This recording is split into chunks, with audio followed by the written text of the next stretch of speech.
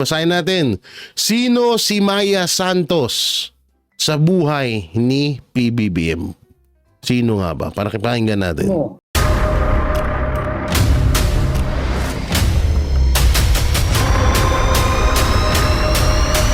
Bago tayo mag-umpisa, baka pwede nyong i-like ang video na to. Malaking bagay ang like sa aming mga content creators. Maraming salamat po.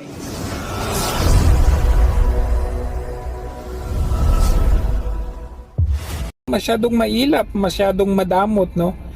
Yan, hinawi yung kamay, ayan. Tingnan natin, ayan. Binigay yung bata, tapos hahawiin, tanggal-tanggalin yung kamay mo, huwag kang Saan? Ito. Slow mo natin. Yun. Oo, hinawi, no? Ayaw Hindi kasi, alam mo, Jojo, baka kasi magselo si Ma'am si Tars. Ito naman to, alam mo naman selosa si Ma'am si Tars. Ayaw niyang nahahawakan si Ngagbers. Baka ma-jombag na naman siya pag uwi. Oo, kaya ito naman to, alam mo naman selosa si Ma'am si Tars tinanggal-tanggalin mo yung kamay mo, huwag kang mananching, parang ganun. May disconnect talaga Ayan. Baga ayaw niya ang lupit na magpalitrato. Ang daming mga kamay dyan na gustong magpalitrato. Hanggang kaway-kaway lang siya, pati nga ito, tingnan nyo, ayan. Hindi man lang pinagbigyan. Hindi ko mawari kung anong meron dito sa taong ito. Hindi kasi, alam mo, siguro dahil takot din si Marcos sa taong bayan. Baka yun din iniisip ko rito. Takot siya kasi una-una, alam niya na sa sarili niya na maraming galit sa kanya. Oo, kaya medyo naiilang siya kasi baka bigla siyang saksak bigla siyang banatan. Sobrang gigil na sa kanya, no? Ayaw magpalitrato. Ayan. Ito yung huli na nga lang, yan, lapit-lapit na nga, hindi na lang pinagbigyan. Yan. Parang itong si ate ang kulit. Hindi na lang pinagbigyan nito, ang lapit na Tapos kakaway-kaway, ayaw naman magpalitrato. No? Dito tignan ninyo Ayan, ito si Lola, malayo pa lang, naka-ready na yung kanyang gesture na yakapin itong si Bangag Pero umiwas, hindi na lang niyakap, 'di ba? Parang anong meron sa iyo? Piolo ka. Guwapo daw siya. Natin Ayan. Uy, Iniwasan niya. Ayan. Wala na yung tapos may gustong magpalitrato. Ayaw tumingin. Wala din siyang eye contact. Parang disconnect talaga to sa mga tao. Sa madaling salita, Jojo, bangag, no? Wala daw eye contact siya nakatingin. Alam nyo, siguro yun nga, ganun talaga. Wag na natin hanapin kay Marcos yung katangian na meron sa mga Duterte kasi bagong video na naman ng ating nakalkal mga banateros mapatungkol kay Marcos Jr. At ito ang panibagong video na naman ng ating nakalkal mga banateros mapatungkol kay Marcos Jr. At ito ang katanungan doon sa video na yun. Sino sa buhay ni Marcos Jr. si Maya Santos? Naku po, eto na nga yung sinasabi ko, nagkakalabasan na sila.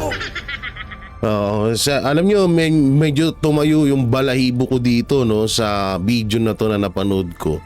Pero ang lamang kasi nito, marami kasing nadawit na mga pangalan dito sa video na to.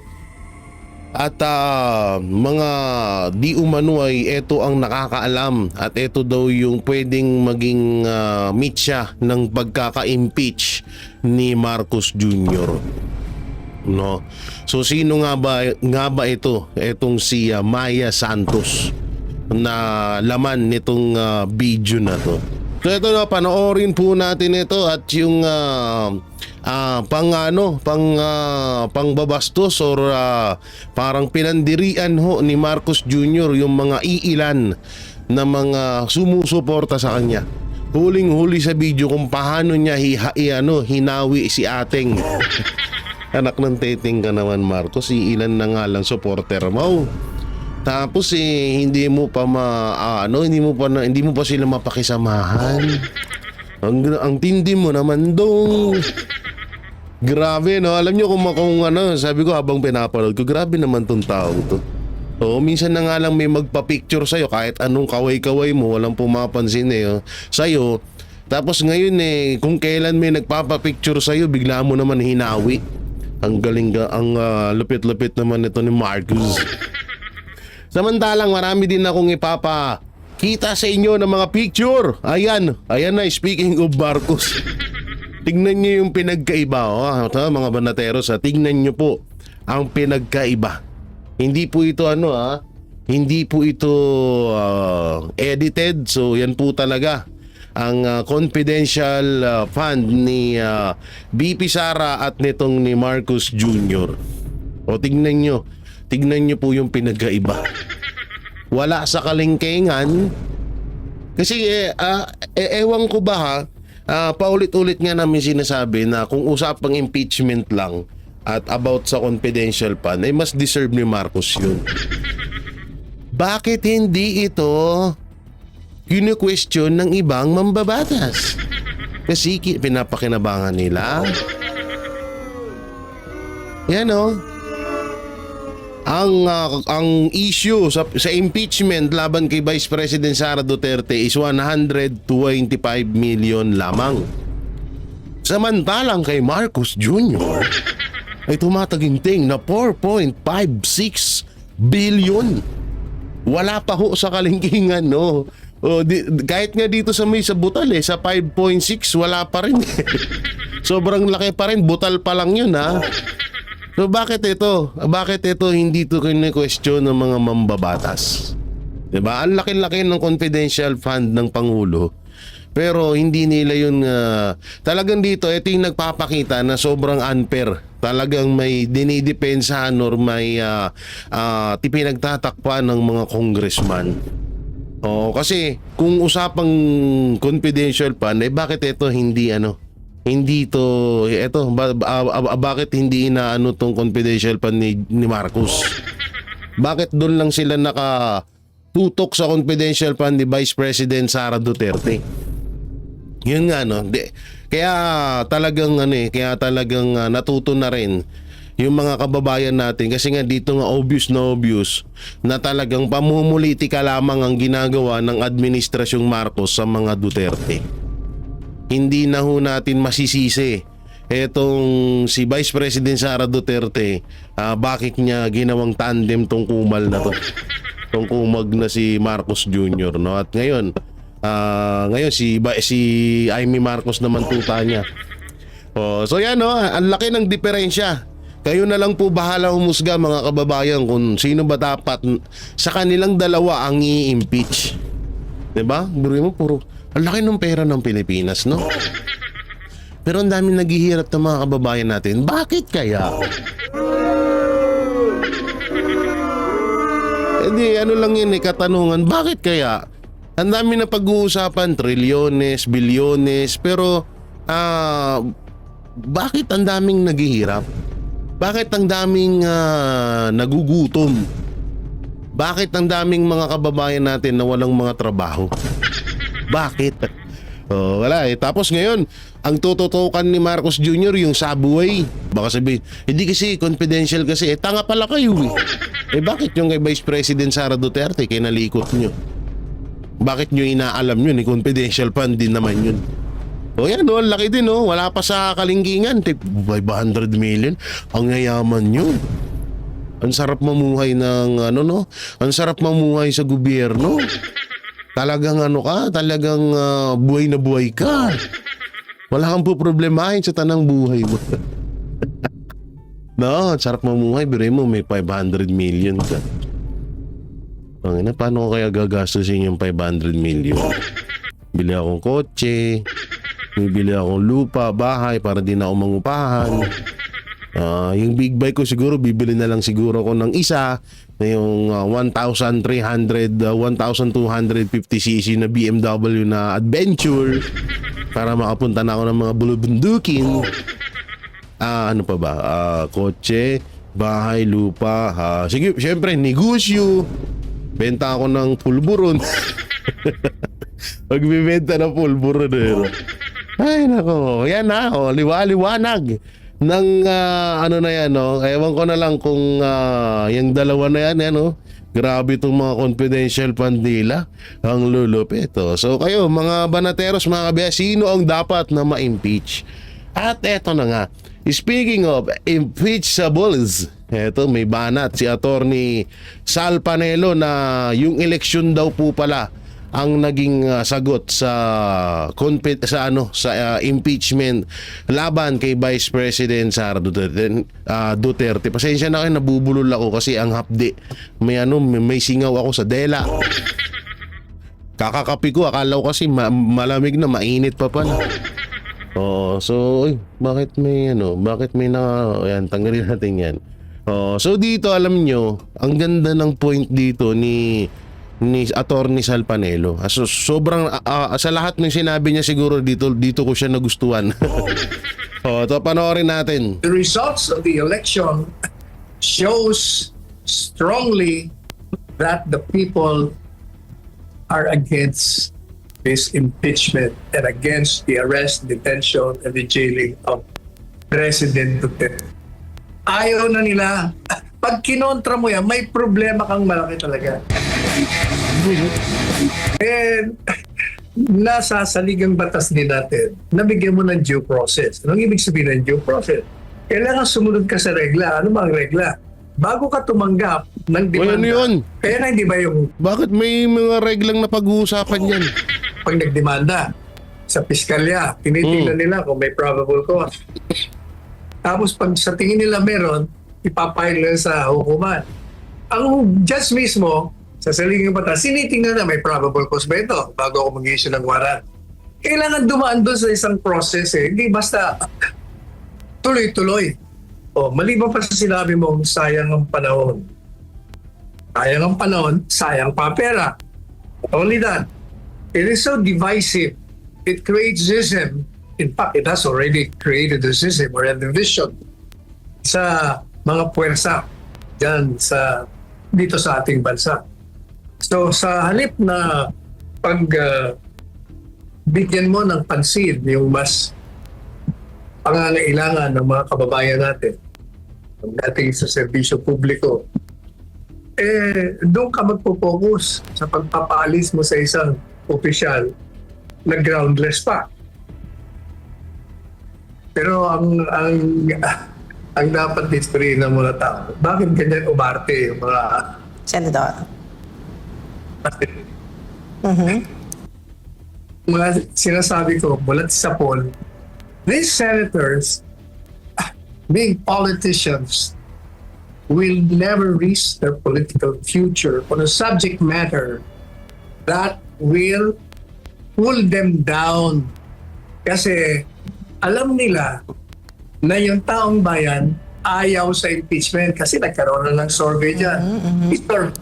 The results of the election shows strongly that the people are against this impeachment and against the arrest, detention, and the jailing of President Duterte. Hindi yun naman talaga alam nyo yung tama nga yung sinasabi ni Attorney Sal na ang patotoo sa impeachment kay Vice President Sara Duterte yung nangyaring halalan. Tingnan nyo ilan ang bumoto sa mga Duterte senatorial candidate. Binawasan pa yun. Partida binawasan pa yun. Yung iba pa dinaya pa para hindi masama dun sa top 12 na yun. So eto yan. Tignan nyo yung boto ni Senator Bongo na nasa halos 28 or magto 27 million na. Sabihin na natin, i-fix na natin ng 32 million kagaya ng boto nung tumakbo bilang Vice President netong si Vice President Sara Duterte. Kasi nga 'di ba binawasan. So tignan nyo maigi doon Yung mga partido ni Marcos Jr. halos lahat din hindi nakapasok. Masang awa pang nakasabit si Amy Marcos. Doon mo makikita kung ayaw ng taong bayan dito sa mga Duterte, dapat damay-damay yan, pati yung mga senatorial candidate. Bakit sobrang dami pa rin na bumoto kay Senator Bato, kay Senator Bongo? Kasi nga ayaw ng taong bayan yung ginagawa ng administrasyon ngayon. Gaya na lang yan yung paghatid kay Pangulong Duterte sa Netherlands, sa ICC. Ayaw din ng taong bayan yun. So kaya kung talagang sasabihin nila na kagustuhan ng taong bayan na ma-impeach si Vice President Sara Duterte, anak ng teteng, nung halalan pa lang dapat pinatunayan na nila yun. 'Di ba? Nung halalan pa lang dapat walang bumoto sa mga Duterte senatorial candidate. Kaso doon nila ipinakita talaga na kung na sobrang grabe ang suporta ng taong bayan sa mga Duterte. Kaya nga ito na-excite nga ako sa darating na 2028 election kasi nga doon talaga masasampal ng katotohanan itong mga hayop ng mga kritiko ng mga Duterte na kesyo katulad niya nila Trillanes, nila Gadon, 'di ba? Yung dalawang bobo na yan. Na palagi sinasabi na ay Duterte wala na. Ay Duterte mahina na. Duterte hindi na malakas sa tao. Pero tignan niyo yung nangyari. Kaya nga sa darating na 2020, tignan niyo na lang. Wag lang talaga magkaroon ng automated accounting machine. Talagang sure ball ang pagkapanalo ni Vice President Sara Duterte bilang presidente ng Pilipinas. Ako na nagsasabi sa inyo. Baka yung 32 million na yon na bumoto sa kanya nung Vice President, nung tumakbo siya bilang Vice President, baka maging triple yun. Hindi naman totaling triple, baka maging 50 million or 40 million ang bumoto kay Vice President Sara Duterte bilang presidente ng Pilipinas. 'Di ba? Kaya nga kung talagang ayaw ng mga Pilipino or gusto nila na ma-impeach si Sara, di sana hindi nila binoto ang mga senador. O tingnan nyo na lang. Sa tutusin, binawasan at dinaya pa yun. 'Di ba? Kaya hindi nakapasok yung iba. Pero kung yun ay walang nangyaring dayaan dyan sa nung eleksyon, talagang pasok yung Duterte, yung 10 Duterte senatorial candidate. Ayaw na nila. Pag kinontra mo yan, may problema kang malaki talaga. Proof ng election, Attorney Sal. Results ng election. Ano? Resulta ng nakarang election, Attorney Sal. Yung mga kumalaban kay VP Sara, marami sa kanilang hindi nanalo. You will fall. Malaking pagbagsak nila pag ikaw ay pumabor dyan sa impeachment. Kaya ngayon, naghahanap sila ng graceful exit. But having said that, constitutionally, pwede talagang mag-dismiss.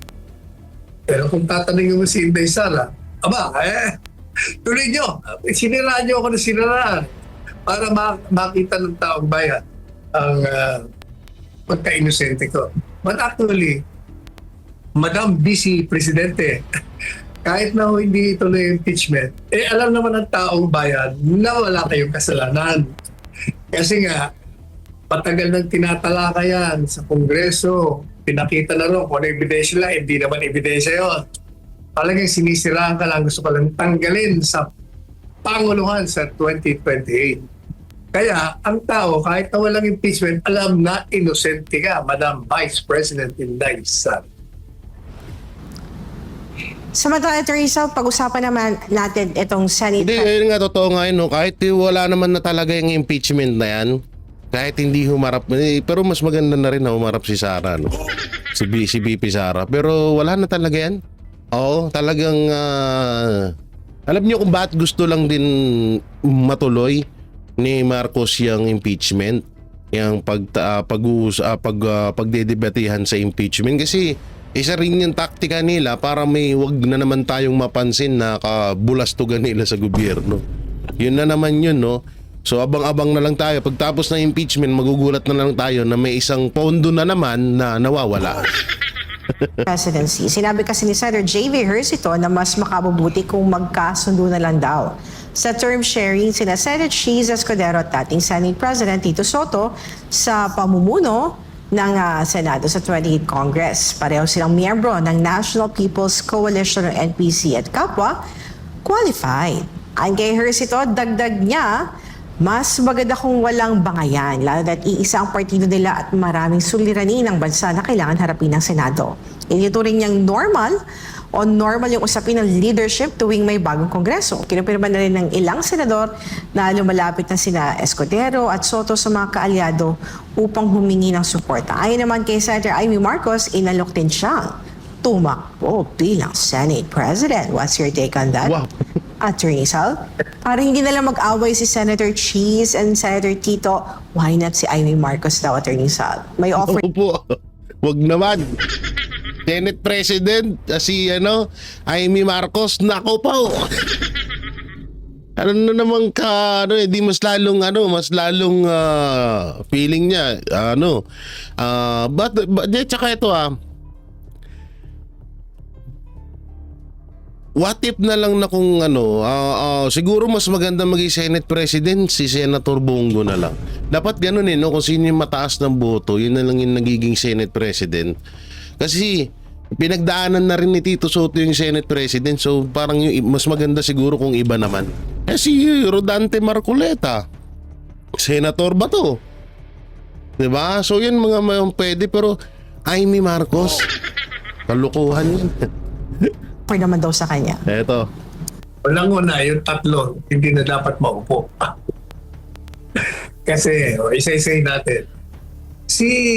Baka kaibigan natin to, pero kailangan dinidiscuss natin academically. Walang kumbaga, hindi naman personalan to. Yung isa, naging Senate President, di ba?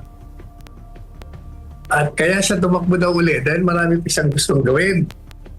O kaya isang anchor, nang ini-interview siya, tagal-tagal mo na sa Senado, ba't di mo ginawa yan? Ilang dekada ka na ba dyan? Ha? Hindi ba, siya ang pinakamatagal na naging senador. Ilang terms na ba yan? O pang-apat Si Tito Soto. dekada na. Bakit kailangan pa? Madalit sabi, bilang Senate President ka, hindi ka nagpakita na dapat na maupo ka muli. Yung isa naman, first time na Senate President, problematic na agad. Sa halip na manindigan siya bilang isang Senate President pagdating sa illegal na pag-aaresto ng Presidente Duterte, bilang abogado, wala rin. Hindi niya rin ginawa yung kanyang tungkulin bilang isang abogado at bilang Senate President. Yung isa naman, Sus Maria Jose, napakabalat kayo naman yan. Di mo pagkakatiwalaan yan. Di mo malaman kung palaging pansariling interes siya. So ibig sabihin, yung tatlo na yan, Soto, Escudero, tsaka Marcos, wag na. Parang cancel na. I-cancel nyo na yan. Wag nyo nang gawing Senate President yung mga yan. Kasi totoo naman may punto yung sinabi ni Attorney Sal Panelo. Ako, isa din po ako sa malapit sa kay Tito Soto. Ako ay dating TBJ Defender at nakakasama ko din sila, no? At may mga tulong din na inilapit ako kay Tito Soto na kaagad niya naman na tinulungan ako sa mga kababayan natin na nangangailangan ng tulong, no? Si Tito Soto kasi nagawa niya na Naging Senate President na siya. At ano pa ba ang may dadagdag niya dun? So wala na. So si kay Cheese din, ganun din. Lalong-lalo na kay Amy Marcos. Kaya ang dami pa naman pwedeng maging diyan Senate President. No? Nandiyan sila Senator ba to? Yung mga Duterte senatorial candidate. Wag lang si Bam Aquino, ha. Wag din si Kiko Pangilinan. Baka magdala ng saging yun sa kada hearing. Wag naman yun, ha. Si Ping Lacson, hindi ko kasi masyadong talaga si Ping Lacson pero wala akong nakikitang pwedeng maging Senate President si Ping Lacson. Yun nga, sabi ko nga sa inyo, si Senator Bongo at si Rodante Marcoleta. Maganda nga sana kung si Pastor Kung si Pastor nakapasok lang talaga, kung hindi nadaya yung boto niya, talagang yan ang talagang karapat dapat na maging Senate President. Tapos kayo dyan, grabe, alam nyo, baka sabihin nyo masyado na kaming pero iba kasi. Iba yung talaga ni Pastor, yung dunong. Oo, talagang alam mo yun, hindi nga sila nagkakalayo ni Pangulong Duterte. No, talagang yung talino, yung bago nila gawin yan, pinag-iisipan mo na maigi, pinag-aaralan. Ganun dapat ang isa sa mga leader talaga. So sayang nga lang talaga kasi so hindi naman big deal din kay Pastor yan na hindi siya nanalo. Kami lang nangihinayang kasi nga siya yung talagang kailangan na natin pag-usapin sa Senado, no. Dahil kaya niya nga pinasok yan kasi nga masyado ng bulok ang sistema dyan. So katulad na lang yan, kagaya na sinabi ni Atty. Sel Panelo na bakit hindi umaksyon si Chis Escudero sa pag-aresto kay Pangulong Duterte. Una-una, lawyer siya, abogado siya, ba't hindi siya? So sabi niya nga, so hindi na nga rin deserve na para maging Senate President pa si Chis, lalong-lalo na si Amy. Oo, alam naman natin, papaikot-ikutin lang tayo niya. Oo, parang gagawin lang tayong trumpo niyan. Oo, kung ikaw magiging Senate President ka, kung kapatid mo nga, hindi mo magawa ng solusyon. Yung ginagawang kahayupan ng kapatid mo, tapos magiging Senate President ka pa. Wag na, uy. Kaya hindi dapat pwede. Sino dapat? Ako. Considering na yung majority, ilan ba majority? 13 senators lang. Sobra-sobra na eh. Bakit sobra-sobra na? Kasi yung mga nandyan, gaya ng paulit-ulit yung sinasabi, yan, susunod yun sa kumpas ng taong bayan, ng tinig ng taong bayan. Ang taong bayan nagsalita, survey, sa resulta ng eleksyon, Tama. na sila ay naninindigan with the Dutertes. Kaya nga yung mga kumontra, pumagsak lahat. So madalit sabi, yung mga narariyan, maliban pa dun sa nahalal na dati ng Duterte, maliban pa dun sa dati ng Duterte bago nagkaroon ng halalan pa. At yung mga iba na nakikita nila na pag kinontra mo yan, may problema tayo. Yung mga yan, talagang magdo-Duterte yan. Hindi yan boboto ng laban sa mga Duterte. So ano ngayon?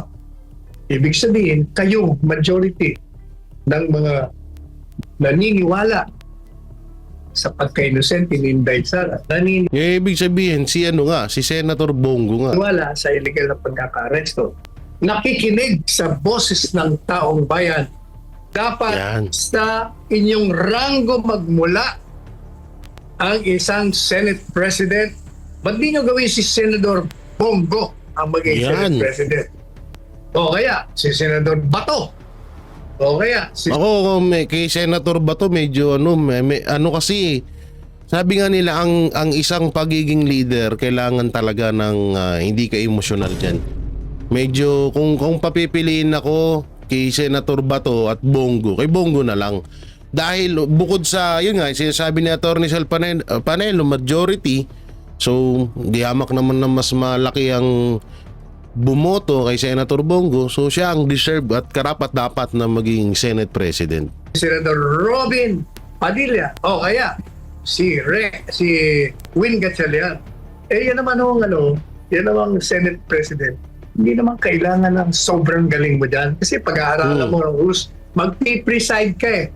Magpipreside ka lang. Kailangan alam mong rules. And these people that I mentioned, and just study them. Basta malaga, kailangan yung mga Duterte ang maging Senate President, yung mga nasa grupo ng Duterte. Hindi yung mga nanahimik, yung mga nagbalat kayo, yung mga kumontra sa mga Duterte. Iyon, no. Tama. Kaya Senator Bongo talaga dapat ang mapiling Senate President. Kay Senator Robin, hindi rin ako masyadong kay Senator Robin Pasensya na ito, sarili kong opinion pero hindi ko sila kinakalaban Gusto ko lang kasi talaga, kasi siyempre, ang pagiging Senate President kasi is para ikaw na yung pangatlo sa leader ng bansang Pilipinas. So kung Senate President lang din naman, kay Senator Bongo na ako. Diba? Kaysa naman si Bam Aquino, si Amy Marcos, si Kiko, lalo na kay Lito Lapid. Pag si Lito Lapid, bang. Tapos yung kutsilyo, magbabarel, bibiyakin yung bala sa kutsilyo. Ay, nako. Ay, ba't ba nanalo si ano? Ay, nako. So, eto naman, no. Eto, malupit din tong... saan na to? Eto. Cheese. Pumalag sa pahayag ni Tolentino. Nako, ba to? Kakagulo na sila. Panoorin natin to. Hindi ako sang-ayon kay Senator Tolentino sa bagay na yan. Sinabi ko na yan noon. Ang paniniwala ko at ang tingin ko, tatawid ito. Pero itong opinion to mula sa 19th Congress ay hindi pwedeng i-bind ang 20th Congress. Kailangan pagpasahan muli yan ng 20th Congress. Maalala nyo, February 6, isang araw matapos pinalang ng impeachment, sinabi ko na ang mga mangyayari at wala akong tinago. Diba, sabi ko, pag-resume namin, kami ite-take up ito. Ang magagawa lamang namin dahil sa mga requirement ng panahon para makasagot ang nasasakdal, malamang summons lang, baka makapag-pre-trial kami, baka maaprubahan namin yung rules namin. Hindi ba? At sinabi ko na rin na may mga president sa United States na tumatawid ito. At marahil dito sa Pilipinas, ang isang president ay yung SET, na kung saan yung mga kaso ng Senate Electoral Tribunal tumatawid ng susunod na Kongreso. Yung kaso. Dahil 6 na taon yung pinoprotesta. Wala pang pasa ang Korte Suprema kaugnay sa bagay na ito. Pero may ilang basehang pwedeng gamitin para pakita at patunayan at i-assert, ilaban na ito'y tatawid. Dahil na rin nga sa prinsipyo, sa batas, na anumang sinimulan ay dapat tapusin. Ang hirap lang kasi dyan, no? Bakit, alam mo talagang yung katulad yan, si Tolentino, dapat hindi na pinapakinggan yung ano niyan eh. Dapat hindi na pinapakinggan yan eh, kasi una talo ka na rin naman. Tsaka kilala ka naman na namin balimbing ka. Oo, dapat hindi na inaanuhan yan. Ang bulok kasi ng sistema ng batas natin. Ba't ba kasi kailangan na, samantalang eto na. Dito na tayo sa isa sa mga video natin na nakalkal from eto yung paghawi ni Marcos Jr. sa kanyang iilang mga supporters. Tapos yung about doon kay Maya Santos, panoorin natin. Na gaano ba kamahal ang magpalitrato dito sa taong Uy, ito? pakaway-kaway pa. Kumbaga, bibihira na nga lang ang mga tanga, mga bobo na gustong magpalitrato sa kanya. Ang ilap pa, no? Masyadong mailap, masyadong madamot, no? Yan, hinawi yung kamay, ayan, kitingan natin, Nasaan? ayan. Binigay yung bata, tapos hahawiin, Uy, hinawi tanggalin nga. yung kamay mo, huwag kang Saan? Ito to. Slow mo natin. Yun. Oo, hinawi, no?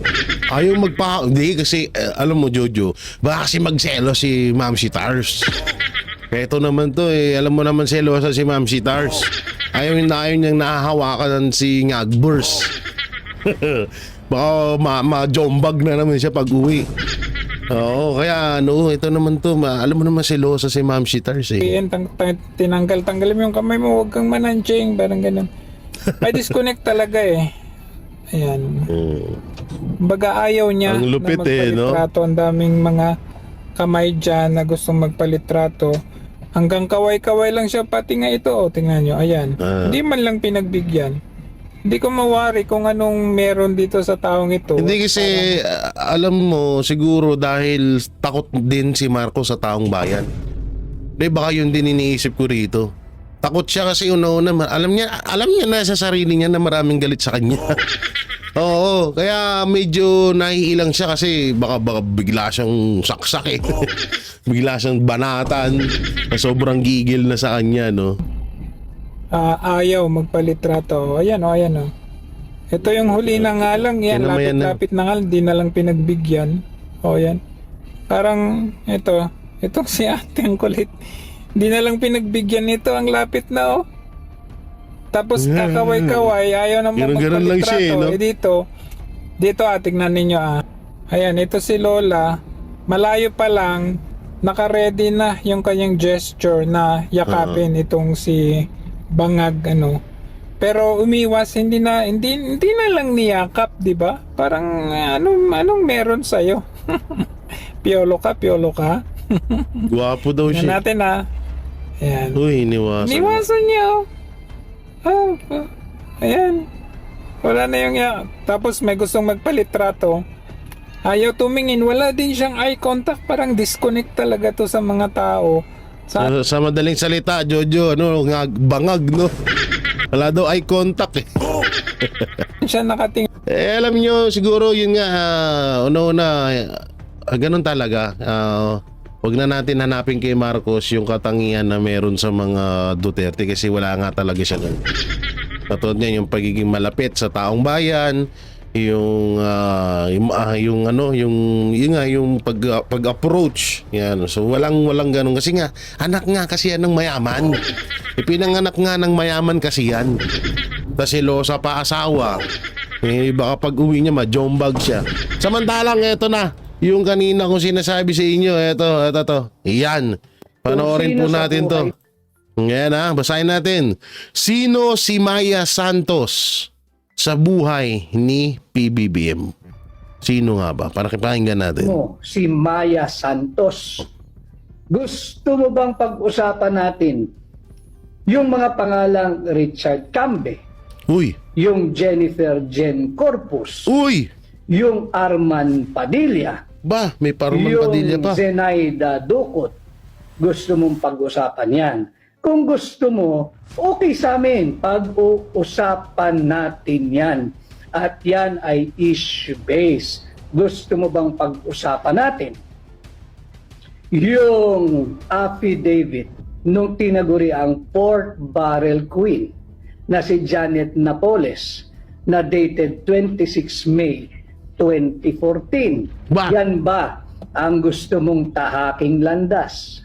Kung gusto mong pag-usapan yan, pwede. Total, masyado mong minamaliit ang ginagawang mangmang. Ang sambayan ng Pilipino, pag-uusapan natin yan. Gusto mo ng issue, pag-uusapan natin yan. Gusto mo bang? Sino kaya si Maya Santos, kabit ni BBM? Sino kaya? Bakit? Anong connect? Pag-usapan natin yung biggest drug haul in the history of Philippine Nako, Drug ito na nga. Enforcement. Uy, maganda to Matagal ko na itong hinahanap tong ganitong topic dyan sa drug hole na yan. Oo, okay. Yung dyan sa Alitagtag, Batangas, Okay. yan ang issue natin ngayong eleksyon. Ito pag-usapan natin. Naku, patay tayo dyan. Di ba? Total, kamo naman, minamaliit mo yung higit na maraming Pilipino na naghihirap. At karamihan nga dyan, ang mahal-mahal na nga ng bigas sa ilalim ng administrasyon mo. Ang ginagawa na nga lang pang sarsa dyan suka. Minaliit mo pa yung suka. Pag-usapan natin itong isyong suka. Okay. Yung vice camp and budget report, ito pag-usapan natin. Gusto mong ganitong usapin, hindi kami sasabay sa iyong negative campaigning. Aangat namin ang level ng diskurso ng mga usaping panlipunang mahalaga. Kagaya ng yung Alitagtag drug haul, nasaan na yan? Yan na. Bakit ang tahimik mo na? Yan ang ipaliwanag mo. Alam mo ninyo mga kababayan, sa isang kampanya, dapat mong hina-highlight kung bakit ka dapat pagbigyan at tingnan at ikonsidera ng Oo, kasi biglang nawala talaga yung Alitagtag Batangas struggle na yun Ipinagmalaki pa nila yun.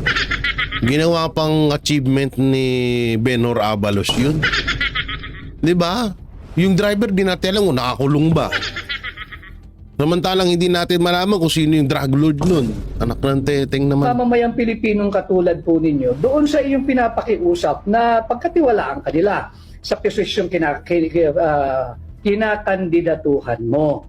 Yan po ang layunin ng kampanya. Ang isang kampanya, dapat ipakikita mo bakit kanila dapat pagkatiwalaan, pahiramin ang inyong sagradong mandato, bakit ka dapat suportahan at iboto. Pero dapat kasi, Attorney Vic, kung may alam ka naman kung sino man yan, si Maya na yan, dapat ilabas mo na rin para malaman din ng taong bayan. Di ba tama ako, Manateros? Hindi yung makapanira ka. Naiintindihan ho natin siya sapagkat wala siyang masabing continuity ng kanyang programa. Wala naman siyang naisimulan Wala siyang nasimulang programa. Pag-usapan natin ang issue. Sa issue pa lang yung vice cam report mo, yung anomalous, illegal, immoral, criminal, and unconstitutional bicameral conference committee report. Yan ang ipaliwanag mo. Yan ang ipaliwanag mo. Yan ang isagutin mo yung bakit meron 28 item na blanco. na nung tinotal ay nagkakahalaga ng 241 billion pesos. Nawala na bigla yung issue na yan, no? Ang galing din, kaya nga sabi ko nga sa inyo, ang galing din ng administrasyon, ang galing nilang magtakip ng mga issue na dapat nilang harapin sa taong bayan. Saan ninyo dinadala ang pera ng Pilipino? Yan ang sagutin mo, hindi yung, ako I'd like to think mga kababayan, parte ito ng kanilang diversion scheme para mawala yung usapin dito sa kanilang incompetence, dito sa kanilang corruption, dito sa kanilang kurakot. Ito po yung mga issues na hindi nila malabasan. Ipit na ipit sila, kaya ang ginagawa nila, umuopensa, umaatake ng wala sa lugar. Unprovoked, unnecessary, uncalled for. Ngayon, kami naman sa Duterte senatorial candidates, karapatan naming sumagot sapagkat hindi naman pwedeng tayo magpapagaslight at they will try to change and they're changing the narrative na sila yung punong-puno ng anomalya, maghahanap sila ngayon ng isang pamamaraan to deflect yung issue palayo sa kanila. Hindi po, well, ako personally, I can only speak for myself, bilang hakbang ng maisog, hindi po ako papayag.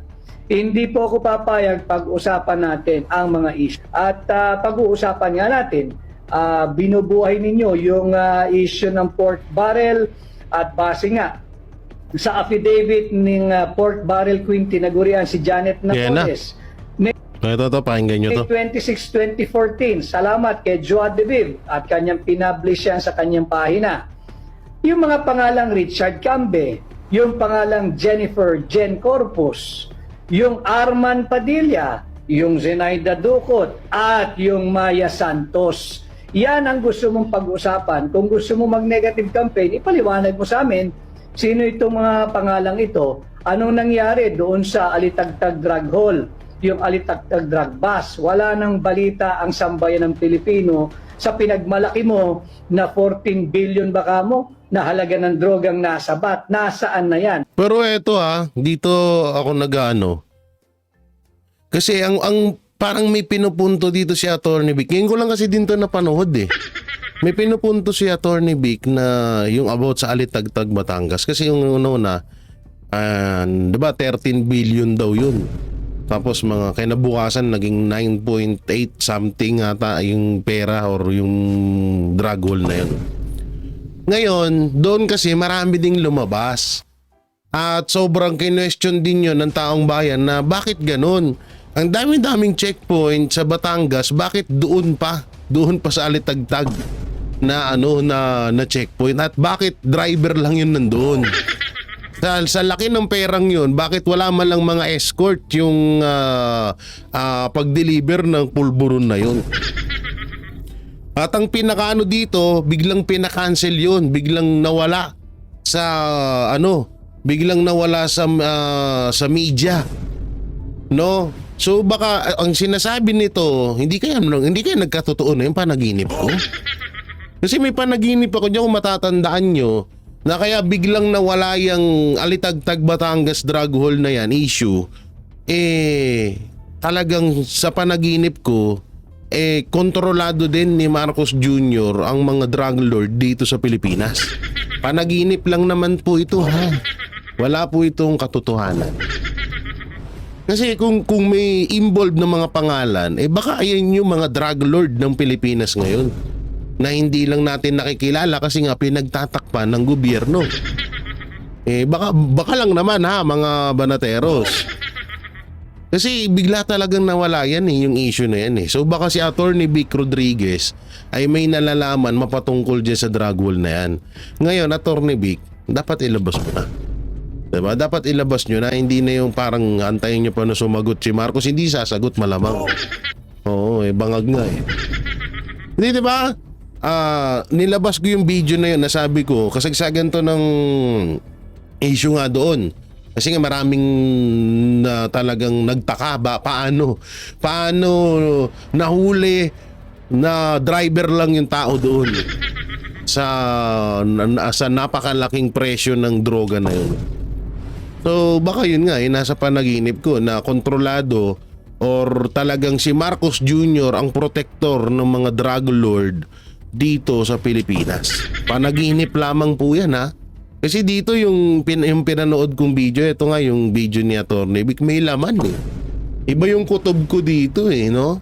So, tapos bigla pang nawala yung issue na yun. Asan na kaya yung driver? Nakulong kaya yun? Tinuro niya kaya kung sino boss nila? Tapos di ba dati may sinasabi pa may mga CCTV daw. Asan kaya yung CCTV na yun? Tsaka asan na rin yung balitang yung bigla na lang nawala? So, no? So yan ang nakakapagtaka.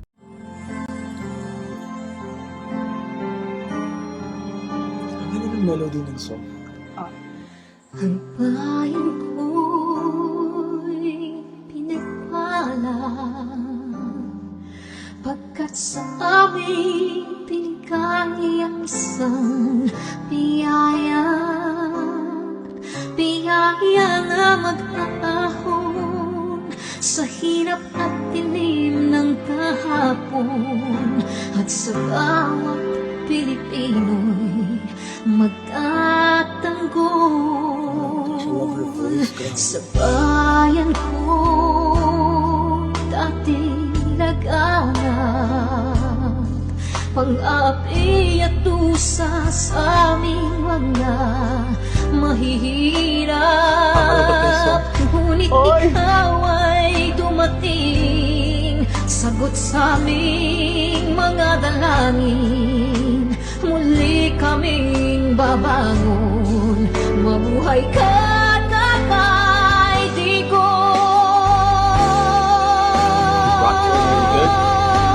Ama maraming salamat aming mga mata'y minuhulat gawain ng masasamay iyong isiniwalat ikaw lang ang pag-asa naming lahat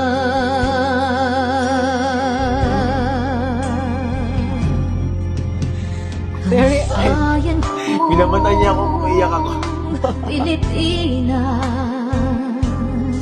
muling makikilala at itataas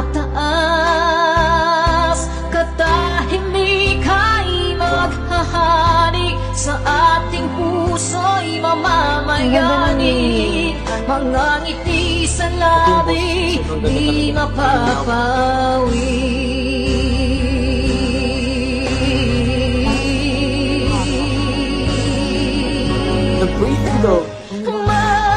Mabuhay ka, Tatay Digong, maraming salamat. Ang malasakit sa Pilipino ay walang kasing tapat. Ika'y paglalaban ng iyong mga anak. Tunay kang biyaya sa bansang Pilipinas.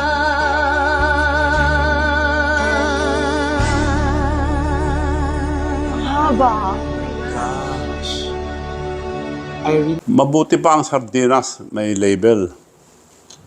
Tayo, wala. Nay, ito na yung bayad ko sa isa, ano? O, kunin mo yung isa.